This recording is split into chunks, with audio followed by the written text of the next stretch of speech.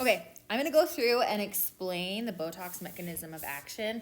Some people are gonna come after me because this is way oversimplified, and some people are gonna come after me because this is too complicated. So I'm just gonna say how I'm gonna say it.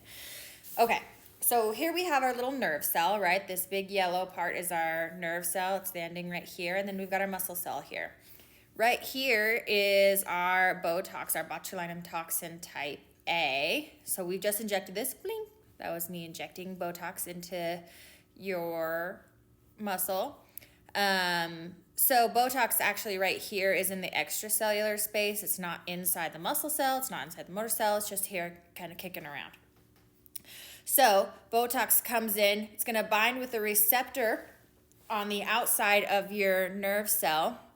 That process starts a whole cascade of events that starts endocytosis, which is kind of the engulfing and bringing in of anything that's bound to this receptor.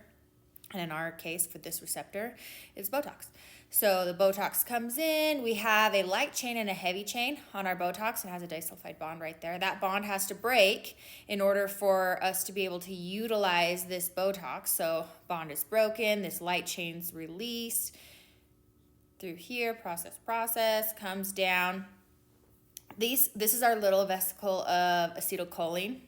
And what Botox does, these are our snare proteins here. This is a little dock, right? So this little vesicle, this little acetylcholine boat has to bind to this dock in order to exercise, in order to merge with this membrane, release the contents of acetylcholine into this little presynaptic cleft right here. So we've got this little space between the neuromuscular junction, you can also call it, this little space right here between the muscle and the nerve.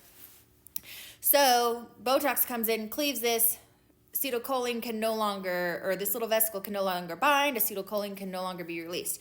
On the muscle side, there's these little acetylcholine ACH receptors. So ACH binds, and what happens is that stimulates an action potential.